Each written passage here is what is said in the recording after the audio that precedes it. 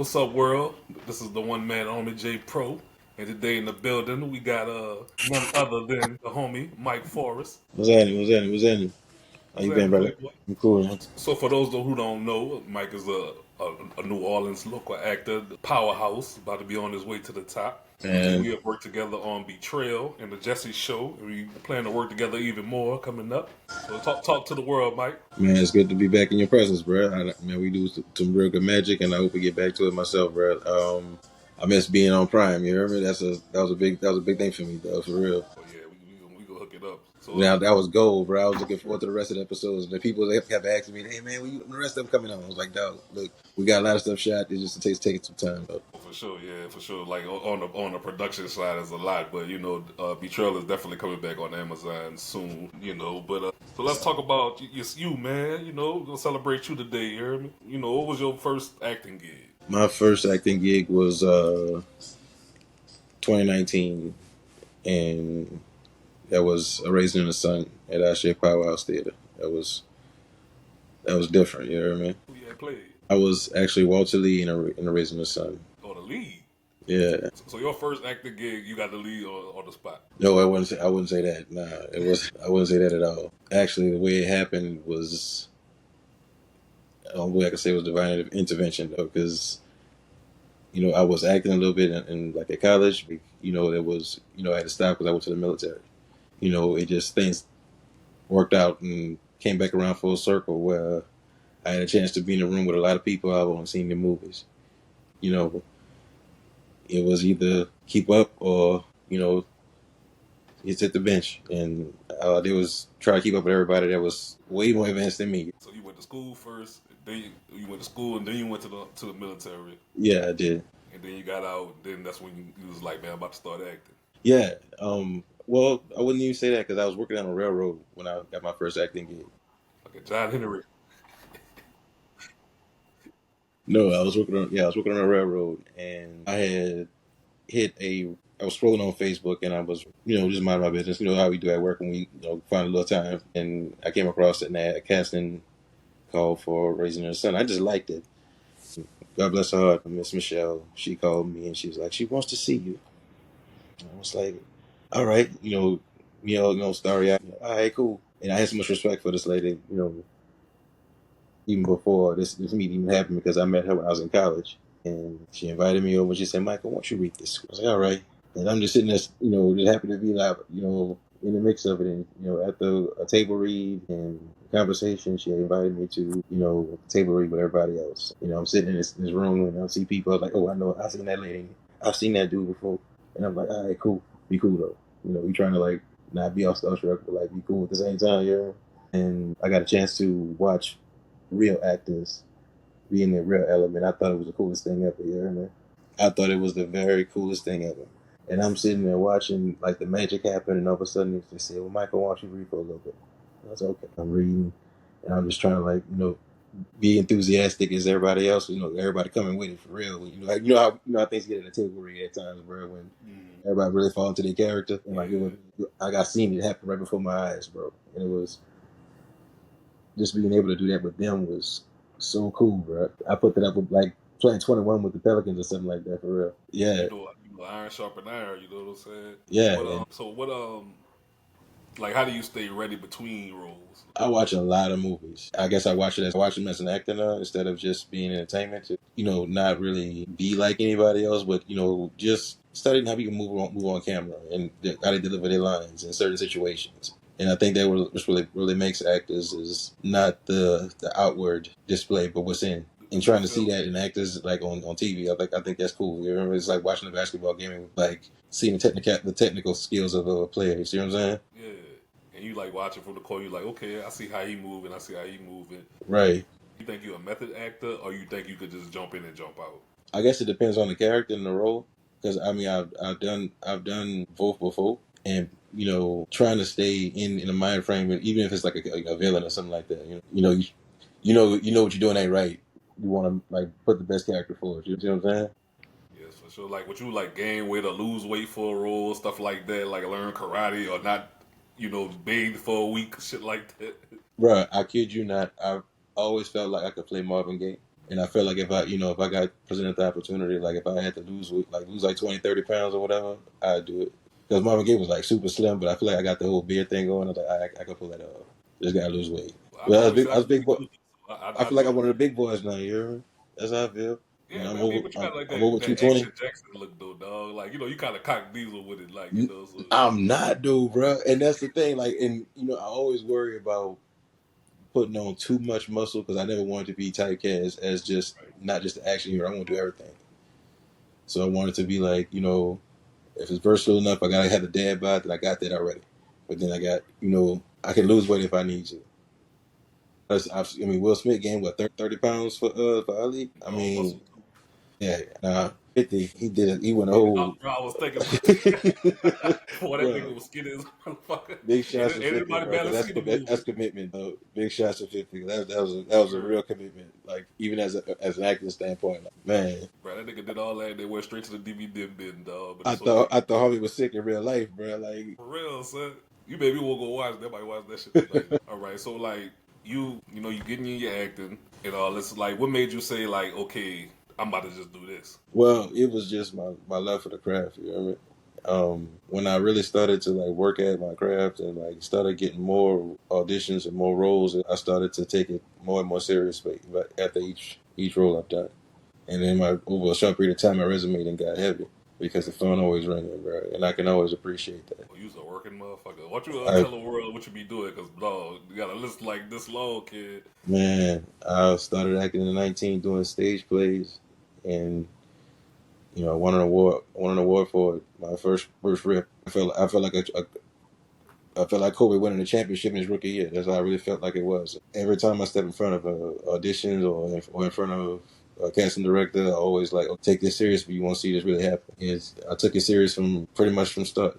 Once I realized I was actually like decent at it, like, all right, this is what we doing. So like, what about when you had the voodoo priest one? Tell us about that one. Like, cause you went all out. Man, Fever was a stage production that I did with Dillard University. Much love to Mr. Clark and the rest of the Dillard staff. I am such a fan of the stage, and for someone to write an original production like that and really capture everybody's attention and really bring out Louisiana culture, especially in the time period it was in, I was just happy to be part of it. Playing Baron Samedi was a different type of vibe. That was like kind of like my Joker, you remember? Yeah, That was a different kind of research. Doing research on who this person is in that culture, and actually understanding how he carries himself, and not just making the character up. You see what I'm saying? I always try to give a true depiction of what you're seeing on stage. And if you just see me every rip, that's a problem for me. what you should do is like, I gotta like. Yeah, you gotta do it for somebody to steal it, but the doctor from Princess and the Frog, yeah, philosopher, him, like you Scatterman. do like a little short film or something like fan made film on him, like that would be dope. Man, I wouldn't mind doing that. I can see myself playing a character like that. But to be honest, I really try to. I watched James Bond a Yeah, lot growing up. You know what I mean? And I remember in Live and Let Die, they had the voodoo witch doctor was. He had his own swagger about him. He wasn't a savage. He had a little bit of calm about himself, and he was just different than what you'll think to see someone in that culture. And I was like, okay, let me do it closer to this, and then actually doing more research on Verone Savity and the type of in his story, and it's like, okay, this the direction we going. I'm so glad that I got such a great response from the audience when I did each and every night, man. Oh yeah, every morning when we had students, it was amazing, and I feel like if they was going to make a movie about that, I need that. I need that role. give me I that. think I need Treat to it get like in the front of the crack casting game, director bro. for real. Treat it like the crack game, dog. Like you straight hustlers out there. You're in the streets, It's fun, basically man. slinging rolls. Man, I love this craft, man. People always say, find something you love doing and find a way to make money doing it. You know what I mean? So it's something you do for free and you get paid to do it, then why not? You know what I mean? What's the biggest misconception that people think about with acting? The thing is easy. Like this is, I feel like as our craft, whether it's music or acting or sports. If you work at it and you take it serious, it's gonna come to you. That's why I don't look at rehearsal like rehearsal. I look at it like practice. We grow up playing sports. You look at it like that. You go to practice and you're gonna do your thing, and coach gonna see you, put you in there. And me, I'm just trying to keep up with everybody else. Yeah, but sometimes you don't think like you ahead of the game. No, anytime I've been on a production where it's, I don't know nobody, I give everybody a fair chance, and I look around, we observe when we start doing the exercises and people start doing their lines, or we might do a table read. Like, you can feel people out. Not for the most, no, I don't say not for the most part, but through the first few table reads, or maybe the first 2 3 rehearsals, you start seeing everybody's skill set, whether it's going to go up or go down. And I've seen young actors that I've worked with start, I wouldn't say at the beginning level because they're university students, but they're really good. And I've seen them grow as the production grows. And I'm sitting there cheering them on like, I'm Uncle something, just seeing them really elevate their talent. I love to see it. That's why will never turn down anything that gets offered to me or audition that comes my way. Well, you feel like there's any pressure as a black actor? We need more heroes. I mean, it was a big hit when Chadwick Boseman passed, and that was our hero. And we need, like you said, Action Jackson, or people don't remember the detective from the '80s, Hulk. Or was that the '90s? I'm not 100% sure on that. The 80s. Yeah, like we need people like that. I mean, it's not. Is it too early for another Shaft movie? It's never too early Now, remember I told you I had that idea, script I was working on. though. Yeah. I mean, it's possible. It's definitely gonna happen. We just got to do it, dog. You know what I'm saying? And that's all. We just get it popping and we straight. But I was talking about this on the last episode, about people about black people who try to go like too far left, and how like sometimes like black artists forget how, what they people like. Do you feel like that? Like, do you feel like some people try to be too experimental, or they try to be too woke, and then like they forget about what black people actually like? It's all about the content and like how you present it. We as black creators, we've always pushed the envelope. I mean, I always admired how Keenan Ivory Wayans like really pushed the envelope on television. It's that edginess that keeps everybody interested in what you have to, you know, what you have to show. And being creators and trying to express ourselves, and that's what we know how. Like, this is what we do. Like, this is all we think about.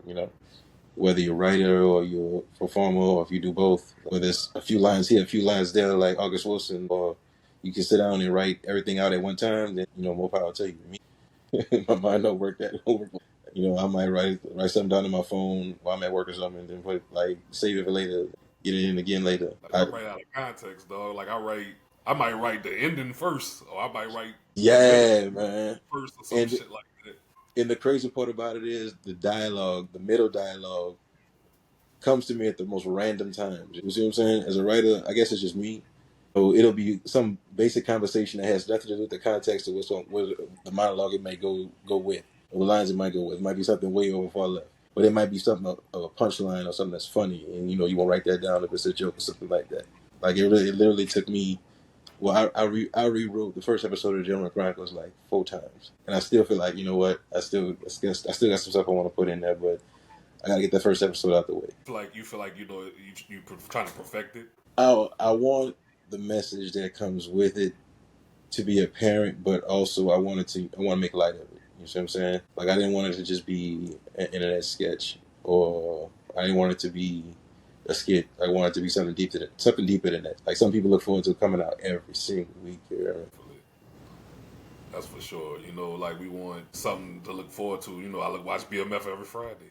Yeah, you see what I'm saying? Like, and I feel like because of the talent that we have around us around here, I think I could pull this off with like straight local talent and actually give like a real New Orleans show here.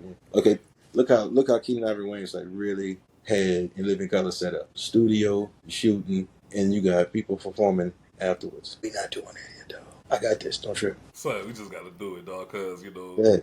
I feel like if I put enough episodes out, people will come see it live. Especially if I put their favorite skits up. Let's get it popping. All we need is a drug dealer to give us a lot of money, and we just No, we do not. No, we're not doing that. We're not going that way. We're not going that way. I can turn out bad later. Don't trip. I can turn out bad later, though. How many movies we done seen like that? Problems right. occur just like that. No, we're not going that. And this show been doing pretty good. Don't you think I need my money now? I don't have Man, it, man. I don't have it, Snake. I promise. mm-mm. For I sure, don't though. need, I don't need nobody dragging me from the river. Don't be buying in the junk, yeah. I'm sad.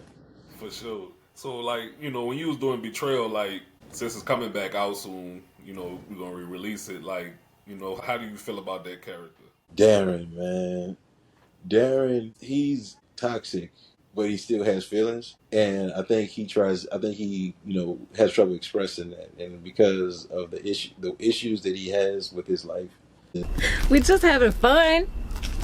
Isn't that It's what it fun. is? Yeah. Yeah, that's what you wanted. You wanted to have fun, right? I wish you fucking would. It's like life is hitting him with a ton of bricks, but at the same time, he still want to do what he want to do. And he's just hard headed. And I think the fans are really gonna start to love him, fall in love with him as if we really put out everything we've been shooting, man, for real. I feel like they'll come around to Darren. I won't be like Charles from from Diary of a Mad Black Woman. I feel like I might actually get some love off this character. Yeah, man. I think it's a lesser than two evils type of thing going on in the second season. Like, I think that when she moves on, you see how bad these other niggas is. So it's a lesser of two evils. You know what I'm saying? Man, I said maybe Darren wasn't so bad after all. I mean, he wasn't that bad. He had his issues, and you know what? And I think that's the biggest message I try to put across with Darren is that because his issues aren't that deep as far as his marriage, every man got his issues. You see what I'm saying? And I feel like I feel like my wife is. She sees that, but because she got her friends and I got my friends, and everybody gonna be friends like Diddy and Big, like it gets a little crazy around the times. But my partner always got my back, That's me, and by the way. I play it yeah, by. my partner always got my back. What's up, man? Man, what's up? Shut up, bro. You know our feelings, huh? Man, I'm good. Man, don't judge me either. And who's judging a man that's fucking up a marriage? Not me. Man, you can get at me better than that. So what I'm you still trying to figure out. I'm gonna tell her soon. Damn, you don't want me to call y'all on your shit? You always got my back even when I do the most toxic stuff. I never forget, man. You my best friend. You supposed to hear my problems. And I thought that was one of the funniest lines that For I sure. came across once we were shooting. And honestly, your character really reminds me of one of my late friends. And those are the kind of conversations we would have. And it felt nice to be able to pull that character from a familiar space. And For you to represent for sure. you know what? Darren is kind of a West Bay nigga. I can't even lie. I can't lie. Look, think about the character I got in, man. He really is. The things he be doing, bro, it's crazy. Wasn't just finest. Yeah, Definitely, man. no, I think I like that everybody like professional and got good jobs and shit too. We just ain't a bunch of hood niggas. We like, got our shit going. Yeah, yeah. And you know what? I think that's more of as a black actor, that's the type of characters I really want to portray more than Yeah, drug dealers and gangsters and killers. Like, may not always be the most wholesome character. It's showing. I know I really loved growing up watching movies like that. Like, for example, Boomerang. Marcus Graham and his friends, they always have successful, white collar jobs, and I don't say white collar jobs, but they were professionals. And I thought that was a cool example. Like, man, they're not selling dope. But Marcus Graham got the coolest apartment ever. definitely. It was like anybody white could play those parts. Like, you know what I'm saying? And it still be the same movie. Yeah. And the way Ty wrote Betrayal, it's kind of like the same. Like, minus a nigga or two. No, that's real life. That's real life. I mean, that's just as young professionals, that's just how we talk to each other. Right. We've been around that era in that world, but yeah, we still know how to act to get the bread. And I think that's a good example. I think that's a good example, man. That's just Right. For depicting sure. real life. It ain't always a super struggle. Like, it might be your personal life that might make you toxic, not your financial struggles and stuff like that. Thanks. Yeah, that's for sure. You know what I'm saying? But yeah, I'm gonna close it out with asking, how's it's men's mental health month? How's your mental health? I've been good, bro. And I know this Men's Mental Health Awareness Month and everything, man. I've been good, dog. I appreciate you asking, bro. Sure, it's all love, brother. You know what I'm saying? But I close it out every show with top five. Yeah, Since you the first guest, I'm about to put you on the spot, dog. Top five movies. my top 5 movies. Your top 5. All right. And no specific order. The Godfather, The Grapes of Wrath. Well, that's just 5 Yeah, man. It was hard for me too, son. up the top. You know what? Sinners, bro. Okay. Sinners. I put Sinners up there right now, dog. Because you know what? Because that movie was like beyond dope, bro. Damn. I got one last one. Perfect movie. And you know what? People may not agree with me, but I'm gonna say it anyway. This is my favorite. My favorite movie is Strictly Business, and that's an I old love school that movie. movie. That's still my favorite movie to this day. You hear me? I I love that love movie. that movie. Like I don't care if nobody say I could watch that movie over and over again every day and never get tired of it. Never. Word. I Great like script, great cast, amazing soundtrack. Like it was just quintessential New Jack Swing. I love the fact that somebody actually captured that in one film. that. I like that. Okay, all right. So we gonna close it out, but we want to welcome you for coming, being the first guest on the show, I appreciate you, bro. and you can definitely catch him in Camille 2 as Captain Jordan Wells, a detective. You gotta throw in the script on that one. I'm waiting on that, bro, for real. Oh, it's coming, dog. It's coming. It's coming right down the pipeline. It's coming real soon, brother. I guess we'll get with y'all and we'll holler at you, brother. All right, appreciate you having me, man. No doubt, baby. Fun.